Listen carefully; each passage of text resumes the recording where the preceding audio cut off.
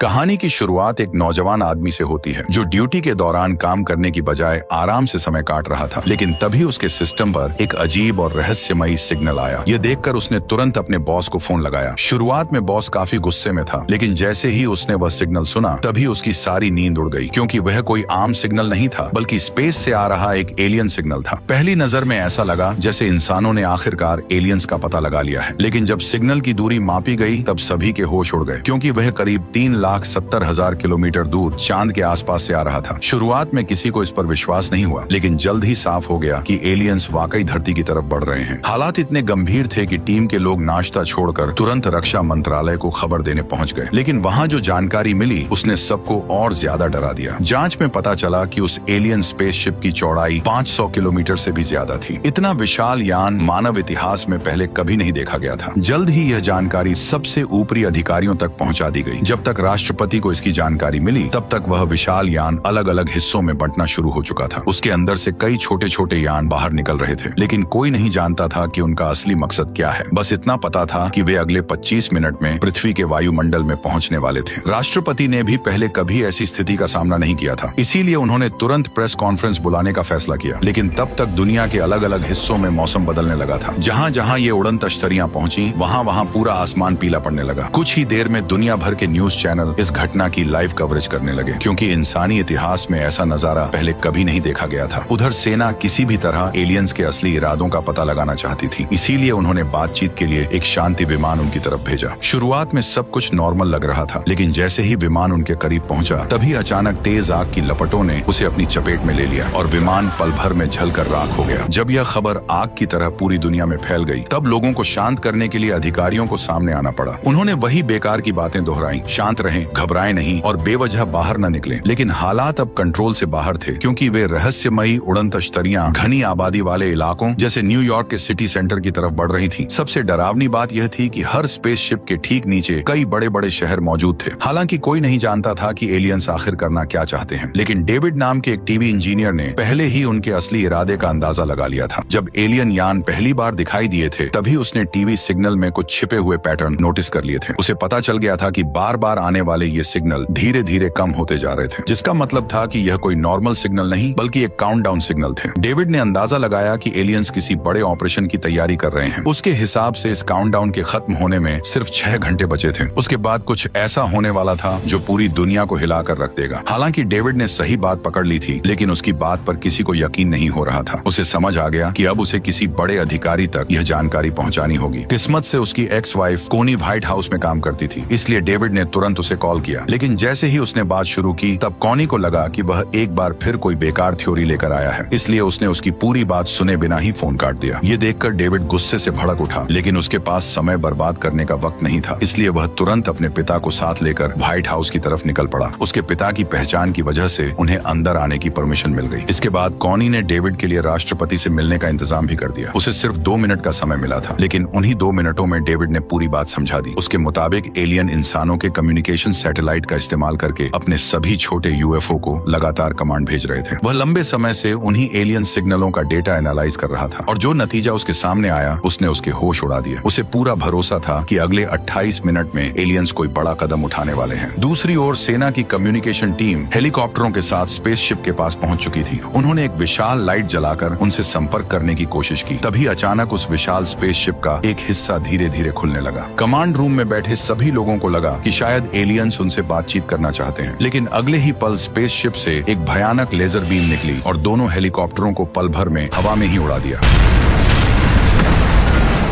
अब सभी को समझ आ चुका था कि एलियंस के इरादे बिल्कुल भी अच्छे नहीं हैं। डेविड की बात सच साबित होते ही पूरे व्हाइट हाउस में हड़कंप मच गया। कुछ ही मिनटों में इमरजेंसी प्रोटोकॉल लागू कर दिए गए और हर कोई वहां से निकलने की तैयारी में जुट गया। राष्ट्रपति और बड़े अधिकारियों के पास बच निकलने के लिए खास प्राइवेट जेट्स मौजूद थे, लेकिन दूसरी तरफ लाखों आम लोग अभी भी सड़कों पर फंसे हुए थे। वहीं जो लोग इस खतरे को गंभीरता से नहीं ले रहे थे, उन्हें अब भी यही लग रहा था कि शायद एलियंस इंसानों को नुकसान पहुंचाने नहीं आए हैं। लेकिन उन्हें जरा भी अंदाजा नहीं था कि जैसे ही काउंटडाउन खत्म होगा तभी इंसानी इतिहास का सबसे बड़ा हमला होगा। टाइम खत्म। अचानक स्पेसशिप का निचला हिस्सा धीरे धीरे खुलने लगा। नीचे खड़े लोगों को समझ नहीं आया कि आखिर होने क्या वाला है। तभी उसके अंदर से एक तेज रोशनी निकलनी शुरू हुई। अगले ही पल वो विनाशकारी बीम नीचे गिरी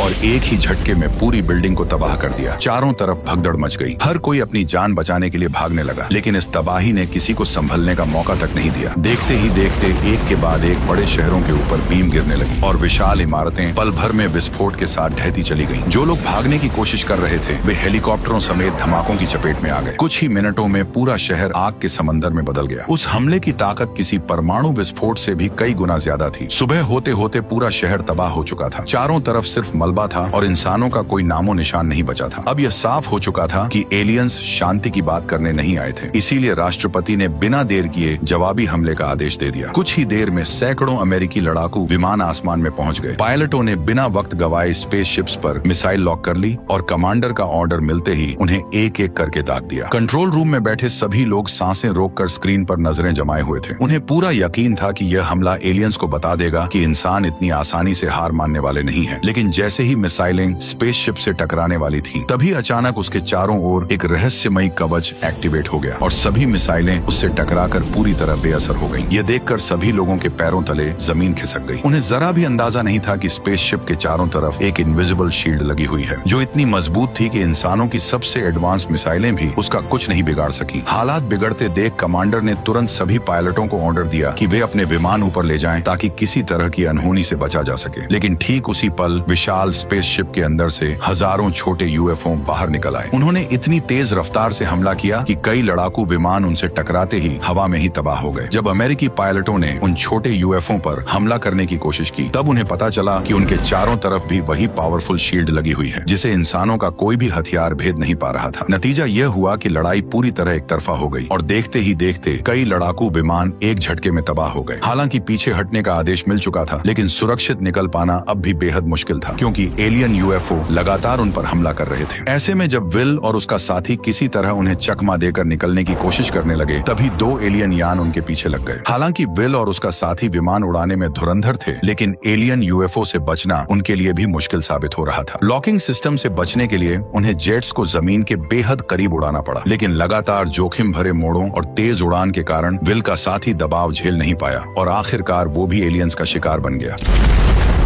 इसके बाद एलियंस के झुंड ने आसपास के सैन्य अड्डों और एयरबेस को भी निशाना बनाना शुरू कर दिया, जिसकी वजह से कई एयरपोर्ट और रनवे पूरी तरह तबाह हो गए। उधर विल किसी तरह एलियन यूएफओ से पीछा छुड़ाने में लगा हुआ था। भले ही उसके पास उन्हें मार गिराने का कोई तरीका नहीं था, लेकिन वह जानता था कि उसे जाल में कैसे फंसाया जा सकता है। तभी अचानक उसकी नजर सामने खड़ी एक विशाल चट्टान पर पड़ी और उसके दिमाग में एक खतरनाक आइडिया आ गया। जैसे ही पीछा कर रही यूएफओ उसके बिल्कुल करीब पहुंची, विल ने अचानक पैराशूट खोल दिया और विमान से बाहर कूद गया। यूएफओ में बैठा एलियन कुछ समझ पाता, उससे पहले ही खाली जेट चट्टान से टकरा गया। पीछे आ रही एलियन यूएफओ भी दिशा नहीं बदल पाई और पूरी रफ्तार से चट्टान में जा घुसी। आखिरकार काफी मशक्कत के बाद विल उस एलियन यूएफओ को मार गिराने में कामयाब हो गया, जिसके बाद उसका कॉन्फिडेंस 7वें आसमान पर पहुंच गया। वह बेखौफ होकर मलबे के पास पहुंचा और अपने हाथों से खुद यूएफओ का दरवाजा खोल दिया। इस तरह वह शायद पहला इंसान बन गया जिसने जिंदा एलियन को इतनी करीब से देखा था। लेकिन अब उसका विमान उड़ने की हालत में नहीं था, इसलिए उसे पैराशूट को घसीटते हुए वापस लौटना पड़ा। खुशकिस्मती से कुछ दूरी पर उसे कई गाड़ियां दिखाई दी और आखिरकार लिफ्ट मिल गई। उधर दूसरी तरफ राष्ट्रपति भी एक रहस्यमयी जगह एरिया 51 पहुंच चुके थे। ऊपर से देखने पर यह सिर्फ एक नॉर्मल सैन्य अड्डा दिखाई देता था, लेकिन जमीन के नीचे एलियंस पर सीक्रेट रिसर्च चल रही थी। चौंकाने वाली बात यह थी कि इसकी जानकारी खुद राष्ट्रपति को भी नहीं थी। वहां पहुंचते ही उनकी मुलाकात डॉक्टर ओकेन से हुई। तब उन्हें मालूम हुआ कि अमेरिका ने करीब 15 साल पहले एक एलियन जहाज पकड़ा था। शुरुआत में वैज्ञानिक लंबे समय तक उसकी जांच करते रहे, पर उसकी एडवांस टेक्नोलॉजी को कोई समझ नहीं पाया। लेकिन हाल ही में उस जहाज का पावर सिस्टम अपने आप चालू हो गया। हालांकि वैज्ञानिक अब भी उसकी पूरी तकनीक नहीं समझ पाए थे, लेकिन कम से कम उन्हें यह पता चल गया था कि यह जहाज उड़ता कैसे है। इसके बाद डॉक्टर ओकेन उन्हें उस एलियन के पास ले गए जिसे सालों पहले पकड़ा था। हालांकि वह अब जिंदा नहीं था, लेकिन उनकी जांच के दौरान वैज्ञानिकों को एक चौंकाने वाली बात पता चली कि ये एलियंस आवाज या भाषा का इस्तेमाल नहीं करते थे, बल्कि सीधे दिमाग से दिमाग जोड़कर टेलीपैथी के जरिए बात करते थे। हालांकि सबूत के तौर पर उनके पास सिर्फ मरे हुए एलियंस के नमूने ही थे, लेकिन उसी समय विल एक जिंदा एलियन को पकड़कर बेस पर ले आया। यह खबर फैलते ही पूरे रिसर्च सेंटर में अफरा तफरी मच गई। डॉक्टर ओकेन के लिए यह किसी सपने जैसा था। उन्होंने तुरंत एलियन की जांच शुरू करवाई और उसका हेलमेट हटाने का फैसला किया। जैसे ही हेलमेट काटा जाने लगा, तभी अचानक हेलमेट के खुलते ही पता चला कि बाहर दिखने वाला हिस्सा असल में एक बेहद मजबूत सूट था। यह देखकर किसी को समझ नहीं आया कि विल ने आखिर एक मुक्के में इसे कैसे बेहोश किया होगा। लेकिन उसी दौरान किसी ने ध्यान नहीं दिया कि एलियन होश में आ चुका था। जैसे ही डॉक्टर ने उसका असली चेहरा देखा, तभी अचानक डॉक्टर ओकेन उसके कंट्रोल में आ गए। धीरे धीरे वह एलियन अपने सूट से बाहर आने लगा। उसका असली शरीर ज्यादा बड़ा नहीं था, लेकिन वह इंसानों से कहीं ज्यादा चालाक और खतरनाक था। होश में आते ही उसने पूरी लैब में अफरा तफरी मचा दी। डॉक्टर अपनी जान बचाकर भागना चाहते थे, लेकिन उनके पास बचने का कोई मौका नहीं था। कुछ ही सेकंड में पूरी लैब मौत के मैदान में बदल गई। जब राष्ट्रपति और सेना के बड़े अधिकारी वहां पहुंचे, तब तक पूरा रिसर्च सेंटर बुरी तरह तबाह हो चुका था। चारों तरफ सिर्फ घना धुआं दिखाई दे रहा था। कुछ ही देर में सभी को समझ आ गया कि डॉक्टर ओकेन अपने होश में नहीं है, बल्कि एलियन किसी तरह उनके शरीर को कंट्रोल करके इंसानों से बात कर रहा था। राष्ट्रपति को यह सही मौका लगा। उन्हें उम्मीद थी कि बातचीत के जरिए इस लड़ाई को टाला जा सकता है। इसलिए उन्होंने एलियन से पूछा कि आखिर उसे इंसानों से क्या चाहिए। तुम हमसे क्या चाहते हो? इतना कहते ही उसने राष्ट्रपति के दिमाग पर कब्जा करना शुरू कर दिया। यह देखकर वहां मौजूद सभी लोग घबरा गए और अगले ही पल गार्ड्स ने बिना देर किए उस पर अंधाधुंध गोलियां बरसा दी। कुछ ही सेकंड में एलियन वहीं ढेर हो गया। जब राष्ट्रपति फिर से होश में आए तो उन्होंने एक बेहद डराने वाली बात बताई। उन्होंने कहा कि उन्हें एलियंस का असली मकसद पता चल चुका है। दरअसल एलियंस की टेलीपैथी दो तरफा काम करती थी। जब वे किसी से जुड़ते थे तो दोनों एक दूसरे की मन की बात पढ़ सकते थे। इसी वजह से राष्ट्रपति को कंट्रोल करते वक्त उन्होंने उसके मन की बात पढ़ ली थी। राष्ट्रपति ने बताया कि ये एलियंस किसी एक ग्रह के निवासी नहीं थे। वे टिड्डियों की तरह एक दुनिया से दूसरी दुनिया तक भटकते रहते थे। जहां भी उन्हें कोई विकसित ग्रह मिलता, वे उस ग्रह पर हमला कर देते। फिर उसके संसाधनों का इस्तेमाल तब तक करते जब तक वहां कुछ भी बाकी न बच जाए, और इसके बाद वे अगले ग्रह की तरफ बढ़ जाते। अब उनकी नजर पृथ्वी पर थी। यह सुनकर सभी समझ गए कि इंसानों के पास बहुत कम समय बचा है। मजबूर होकर राष्ट्रपति को न्यूक्लियर अटैक की परमिशन देनी पड़ी। फिर भी एक डर सबके मन में बना हुआ था कि अगर न्यूक्लियर हथियार भी उनकी शील्ड के सामने बेअसर निकले तो इंसानों के पास बचने का कोई रास्ता नहीं रहेगा। जल्द ही अमेरिका का सबसे बेहतरीन लड़ाकू विमान एलियन स्पेसशिप के ठीक सामने पहुंच गया। कुछ ही पलों बाद उस पर एक न्यूक्लियर मिसाइल दागी गई। कंट्रोल रूम में बैठे सभी लोग सांसें रोककर स्क्रीन को देख रहे थे। उन्हें उम्मीद थी कि इस बार एलियंस की हार तय है, लेकिन जब विस्फोट हुआ तब जो नजारा सामने आया उसने सबकी उम्मीदें तोड़ दी। इतने विनाशकारी हमले के बावजूद एलियन शील्ड ने पूरे हमले को बेअसर कर दिया। यहाँ तक कि स्पेसशिप पर एक खरोंच तक नहीं आई। अब हालात ऐसे हो चुके थे कि किसी के पास कोई प्लान नहीं बचा था। लगने लगा था कि अब पृथ्वी का अंत करीब है। उधर डेविड की भी सारी रिसर्च नाकाम साबित हो चुकी थी, इसलिए वह शराब पीकर खुद को संभालने की कोशिश कर रहा था। यह देखकर उसके पिता को भी चिंता होने लगी। उन्होंने डेविड को समझाने की कोशिश की और कहा कि अगर कोई रास्ता नहीं मिल रहा तो खुद को इतना परेशान करने का भी कोई फायदा नहीं। ये सुनते ही डेविड के दिमाग में अचानक एक जबरदस्त आइडिया आया। उसने तुरंत सभी लोगों को एक जगह इकट्ठा किया। फिर उसने एक ऑफिसर से कहा कि यूएफओ के ऊपर एक कोक की कैन रखकर गोली चलाए।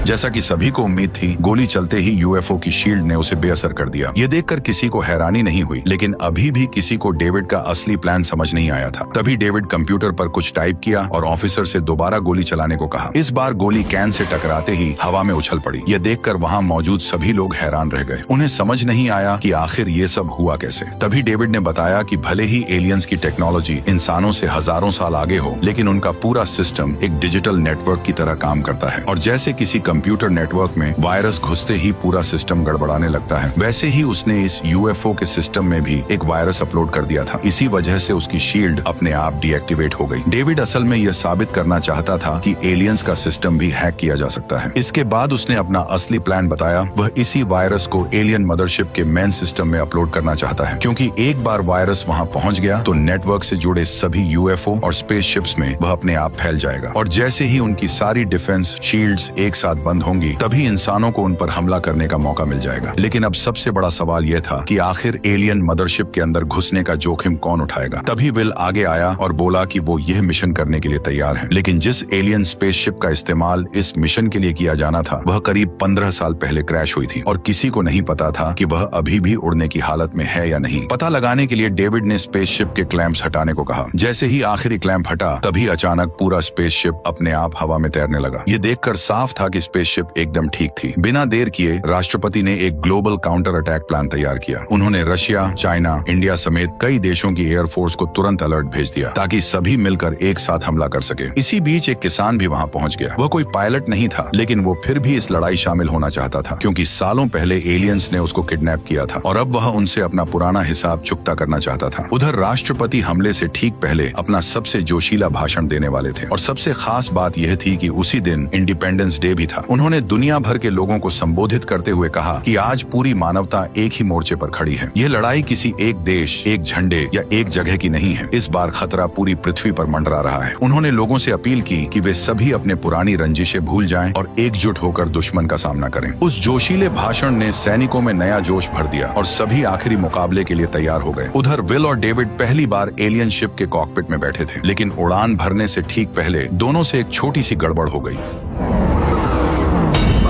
बिल ने कमांड शिप को उल्टा लगाया और बिना देर किए एलियन शिप को तेजी से आसमान की ओर उड़ा ले गया। एलियन शिप उड़ाने में उसे इतना मजा आ रहा था कि वह हवा में तरह तरह के करतब दिखाने लगा, जिससे डेविड की फट के हाथ में आ गई। कुछ ही देर बाद दोनों एलियन मदरशिप के पास पहुंच गए। जैसे जैसे वे उसके करीब आते गए, वैसे वैसे शिप अपने आप ऑटो पायलट मोड में चली गई। इसके बाद वे मदरशिप के अंदर दाखिल हो गए। रास्ते में उन्होंने कई हैरान कर देने वाले नजारे देखे। आखिरकार वे मदरशिप के कंट्रोल एरिया तक पहुंच गए। वहाँ हजारों छोटे एलियन यान एक साथ खड़े हुए थे। पूरा नजारा किसी विशाल स्पेस स्टेशन जैसा लग रहा था। अपनी पहचान छिपाने के लिए डेविड ने बड़ी सावधानी से शिप की विंडो बंद कर दी ताकि वहां मौजूद ऑपरेटर उन्हें नोटिस न कर सकें। फिर सही मौका मिलते ही उसने अपना प्लान शुरू कर दिया। उसने तुरंत अपना कंप्यूटर खोला और चुपचाप वायरस को एलियन मदरशिप के सिस्टम में अपलोड करना शुरू कर दिया। कुछ ही देर में वायरस सिस्टम में पहुंच गया, जिससे अचानक मदरशिप के अंदर गड़बड़ी शुरू हो गई। ये देखकर साफ हो गया कि डेविड का वायरस अपना काम शुरू कर चुका है। उधर जैसे ही यह खबर पृथ्वी तक पहुंची, तभी सेना ने बिना एक पल गवाए अपना जवाबी हमला शुरू कर दिया। दुनिया भर के लड़ाकू विमान एक साथ एलियन यानों पर टूट पड़े। इस बार हालात पहले जैसे नहीं थे क्योंकि वायरस की वजह से एलियंस की शील्ड पूरी तरह बंद हो चुकी थी। तभी राष्ट्रपति, जो कभी एयरफोर्स पायलट रह चुके थे, उन्होंने सबसे पहला हमला किया।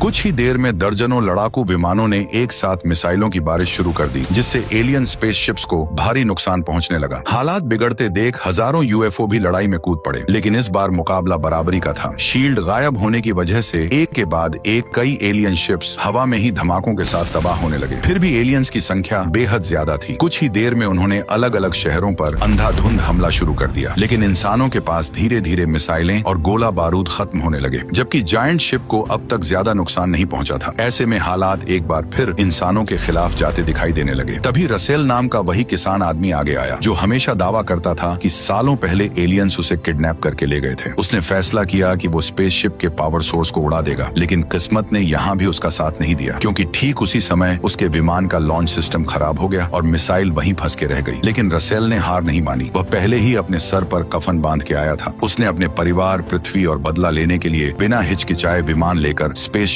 के पावर सोर्स में घुस गया। कुछ ही पलों में 500 किलोमीटर चौड़ी स्पेसशिप एक झटके में तबाह हो गई। मिशन सफल होते ही कमांड सेंटर ने तुरंत विल और डेविड को वापस लौटने का ऑर्डर दिया, लेकिन तभी एक नई मुसीबत खड़ी हो गई। उनका यान अभी भी मदरशिप के अंदर फंसा हुआ था। दोनों ने बाहर निकलने की हर मुमकिन कोशिश की, लेकिन कोई भी तरीका काम नहीं आया। इसी दौरान एक एलियन की नजर उन पर पड़ गई। उसने सिर्फ एक कमांड दी और शिप का विंडो कवर अपने आप खुल गया। खतरे को भांपते ही विल और डेविड तुरंत छिप गए, लेकिन एलियंस भी इतने बेवकूफ नहीं थे। अगले ही पल उनकी तलाश में एक सर्च टीम भेज दी गई। अब हालात देखकर लग रहा था कि दोनों का बच निकलना लगभग नामुमकिन है। इसलिए उन्होंने फैसला किया कि अगर मरना ही है तो दुश्मन को साथ लेकर मरेंगे। इसलिए उन्होंने बिना देर किए न्यूक्लियर मिसाइल दाग दी और वह सीधा एलियन कमांड सेंटर में जा घुसी। लेकिन धमाका होने से पहले ही पूरी मदरशिप बुरी तरह हिलने लगी। अचानक इस झटके से उनकी शिप का कंट्रोल बिगड़ गया और वह सिस्टम की पकड़ से निकल गई। यह देखकर दोनों की जान में जान आ गई। हालांकि राहत ज्यादा देर नहीं टिक सकी, क्योंकि न्यूक्लियर बम फटने में अब सिर्फ 30 सेकंड बचे थे। ऐसे में विल और डेविड ने तुरंत वहां से निकलने का फैसला किया। दोनों पूरी रफ्तार से मदरशिप से भागने लगे। खुशकिस्मती से एलियन यान की स्पीड बेहद जबरदस्त थी। पीछे कई एलियन फाइटर्स उनका पीछा कर रहे थे। फिर भी वे किसी तरह उनकी पकड़ से बचते हुए मदरशिप से बाहर निकल आए और तभी वो हुआ जिसका पूरी दुनिया इंतजार कर रही थी। अगले ही पल विशाल मदरशिप एक भयानक विस्फोट के साथ उड़ गई। उस धमाके के साथ एलियंस का पूरा कंट्रोल सिस्टम एक झटके में तबाह हो गया। मदरशिप के खत्म होते ही पृथ्वी पर मौजूद बाकी एलियन शिप्स भी एक एक करके क्रैश होने लगी। कुछ ही मिनटों में दुनिया दुनिया का सबसे बड़ा युद्ध खत्म हो गया और आखिरकार इंसानों ने नामुमकिन लगने वाली इस लड़ाई को जीत लिया। उधर विल और डेविड भी सुरक्षित पृथ्वी पर लौट आए और इसी के साथ इंडिपेंडेंस डे की ये शानदार कहानी यहीं खत्म हो गई। वैसे आपको ये वीडियो कैसी लगी कमेंट में जरूर बताना और अगर चैनल पर नए हो तो जल्दी से वो सब कर दो जो मैं चाहता हूँ। Okay bye.